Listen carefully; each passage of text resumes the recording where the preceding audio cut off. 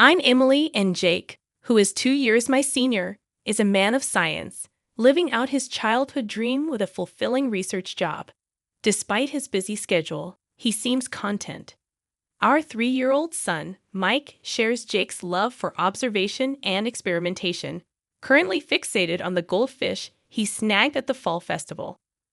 Meanwhile, our 1-year-old daughter, Sarah, is a delightful eater with her adorable chubby white cheeks, bringing comfort and joy to our household. Life is generally good for our ordinary family, except for one recurring concern: dinner. Just as I was trying to soothe my crying daughter and finish preparing dinner, the doorbell rang. Without hesitation, my mother-in-law walked in, a frequent visitor around this time, enough for Mike to hardly glance away from the TV. "My goodness, fried food again," she exclaimed, expressing concern about its impact on Jake's stomach and the grandkids. Mike, however, loves it. My mother-in-law swiftly took charge, offering a creamy vegetable stew and minestrone, enough to last for at least 3 days. As she set the table, my spirits sank at the sight of the mostly carrot and cabbage-filled stew. Interrupting my thoughts, she insisted I pack up the food she brought. Despite its lack of appeal, wasting food was not an option. This routine, familiar since her last unexpected visit, where she swapped my clam chowder for her fried chicken, concluded with her leaving without acknowledging her grandchildren.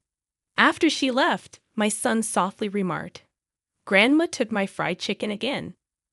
My heart ached at his sad face, but I assured him there was a little meat left. As I heated up the oil, I felt relieved seeing my son's joyful reaction to the promise of more food. Yet beneath the surface, my dissatisfaction lingered. My mother-in-law's intrusion had escalated since my marriage, peaking over the last year. Each week, unannounced during dinner prep, she would criticize my cooking and parenting, leaving her cream stew behind.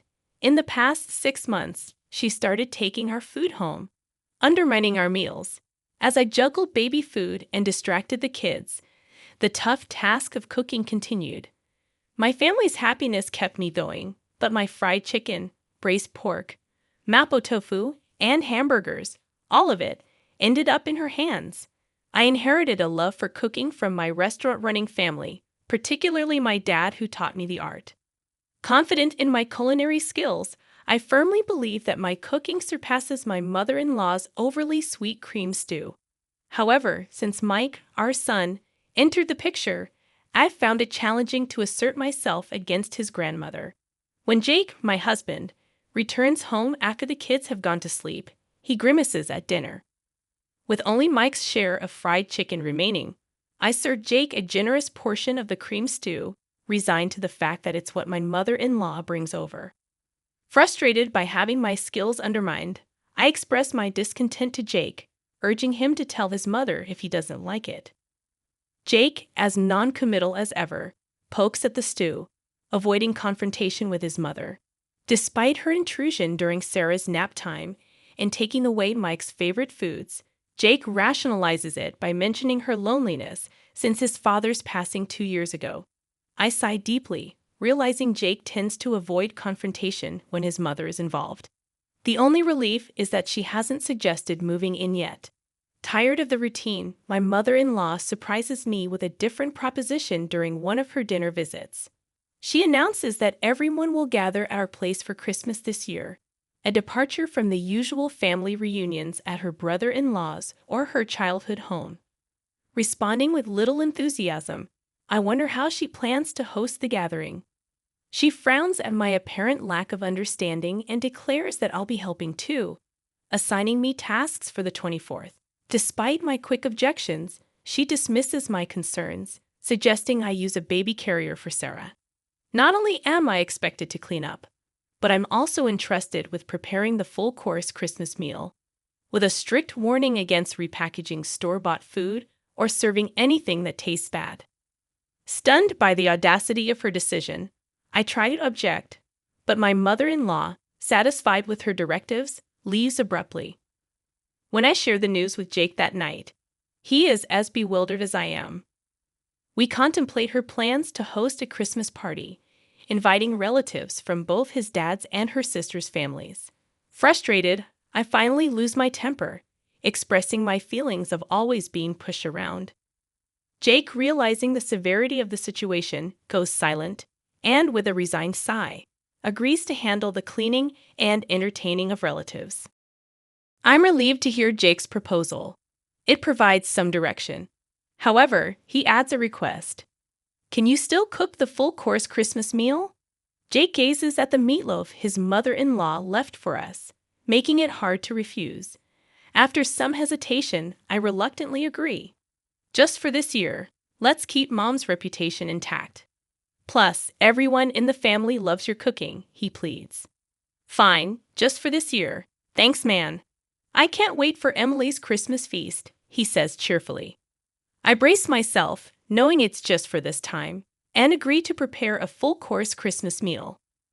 When I inform my mother-in-law that Jake will stay over to help with cleaning, she makes a displeased face, commenting on how the man of the house shouldn't do such things.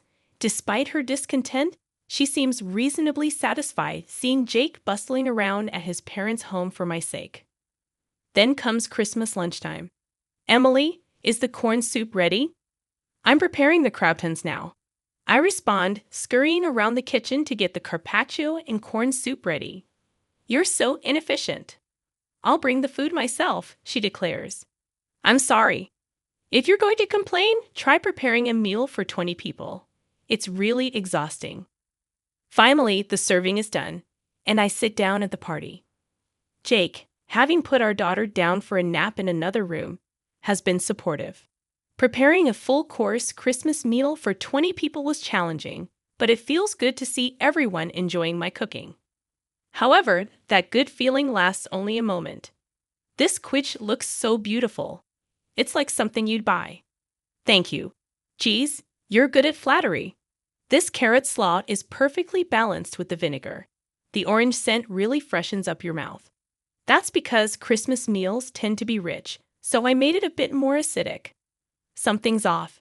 Every time someone tries to compliment my Christmas cooking, mother-in-law interrupts. Something is not right, she declares, revealing the source of this awkwardness. Sophia, father-in-law's sister, comments, Emily, mother-in-law, is such a great cook, isn't she? Confused, I let out a dumbfounded sound. Unperturbed, Sophia continues her story. Did Olivia make this entire Christmas feast? That's amazing. Huh? I haven't cooked a full-course Christmas meal in ages. I was going to leave it to my daughter-in-law, but she's absolutely terrible in the kitchen and never comes by, even when I offer to teach her. Mother-in-law talks about struggles she never even faced, leaving me puzzled. Oh, Emily, you should really take after Olivia while she's still well. Jake might miss the taste of home sometimes, you know. The way to a man's heart is through his stomach. Daniel, a relative hanging around, laughs as if mocking me. You know, Olivia, that pork belly stew you made last time was delicious. It's amazing you can cook both Western and Japanese dishes. It's not that big of a deal, but I'm glad you enjoyed it. Mother-in-law smiles and feigns humility. That pork belly stew was clearly my creation. As I stand there astonished, she mouths, "Go along with it." Apparently, she's been claiming all my dishes, including the Christmas feast, as her own and sharing them with the family. Now she wants me to be complicit in her lie. No way, especially after she's been criticizing my cooking all this time. Though I want to speak out. Overwhelmed by the crowd, I find myself speechless until my young son becomes my unexpected savior. Mom, this omelet is really tasty.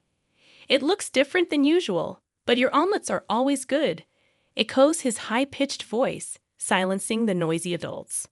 Sophia, perhaps out of kindness, attempts to cover for my son, saying, "Oh, Mike, this is actually what your grandmother made."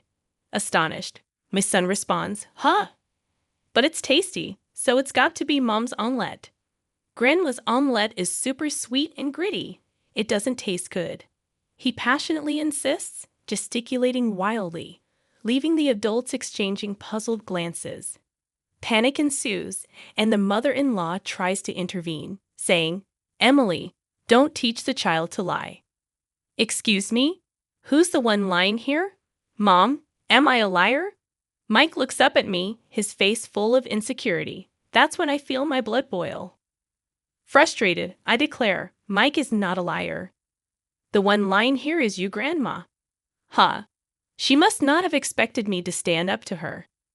My mother-in-law looks shocked as I stand up, pointing dramatically at the table. I made this entire Christmas feast, including the corn soup. Everything from start to finish. Naturally, the room erupts in response. My flustered mother-in-law begins to panic and yells, "Wait, wait, wait. Emily, you've been lying this whole time. Have you lost your mind?" "I'm not lying," I assert. Sophia, pulled into this, looks up at me surprised. "Yes, it was delicious. I made that too." You're terrible, stealing credit for Jake's mom's cooking and trying to set her up. "You're the worst daughter-in-law," I accuse. Attempting to defend herself, my mother-in-law hesitates, then shouts, "It's a secret family recipe. I can't tell you in public." The relatives, initially disgusted by our petty fight, start to see who was in the right. But my husband Jake appears near the door, restraining me with a stern voice and face. "Emily, that's enough." My mother-in-law clings to Jake, looking like a tragic heroine. Jake, addressing his mother, says, "Mom, you're the awful one here. This entire Christmas feast Emily made all day while taking care of the kids. Trying to take credit for it is pretty low." Caught in the middle again, Sophia looks at the creamy stew, recalling how sweet it was. "Yeah, it was insanely sweet, wasn't it, Mom?" Seizing the opportunity, Jake reveals, if it's sweet, it's tasty. She's always been cautious about salt and oil, but uses sugar with no limits. So all her dishes taste like a block of sugar. The truth unfolds, exposing mother-in-law's lies. Disillusioned, the family realizes that all the recent dishes were likely made by me, not her. Mother-in-law, exposed for all her lies, panics and tries to appeal to Jake's emotions. "Why are you siding with your daughter-in-law? I'm your mom," she pleads. The revelation leaves everyone in the family disillusioned with the mother-in-law. "I never wanted to say this, Mom. I thought your actions were driven by loneliness since Dad isn't here, so I've been having Emily put up with you. But what you're doing is nothing short of harassment towards her. There's no reason to protect you anymore.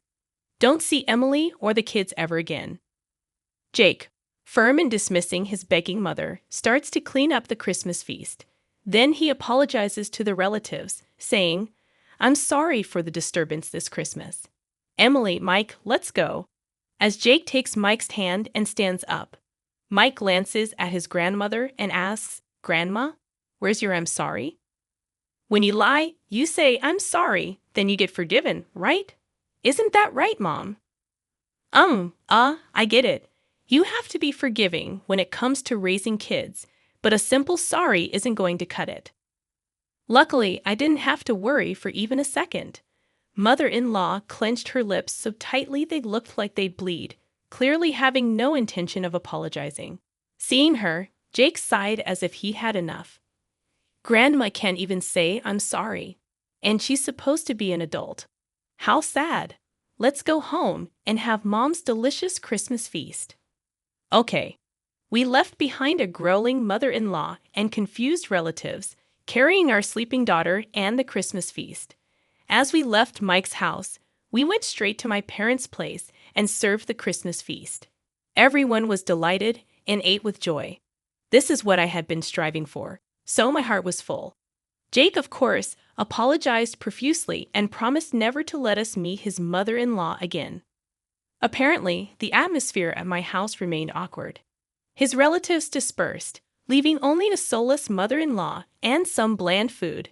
The next day, mother-in-law's sister and her husband, as well as Jake's sister, visited as promised. Seeing the bland food, they chuckled and said figures. Apparently, mother-in-law's lack of cooking skills was a well-known fact among her relatives. "So, you brag about hosting a Christmas feast. I wondered what magic trick you'd pull, probably just jealous of Emily, who's good at cooking and praised by Jake and Mike." "Sorry for the inconvenience," they said after hearing the details from Jake. "My sister-in-law thanked me for my efforts, and Sophia called to apologize. I'm sorry for jumping to conclusions.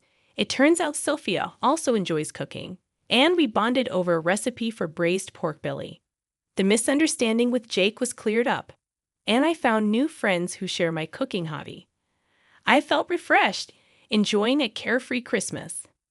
Of course, mother-in-law wasn't going to back down that easily, but I was well prepared. As I was making cornbread, my phone rang. It was mother-in-law. Excuse me, where are you? It's dinner time. Do your duty as a wife.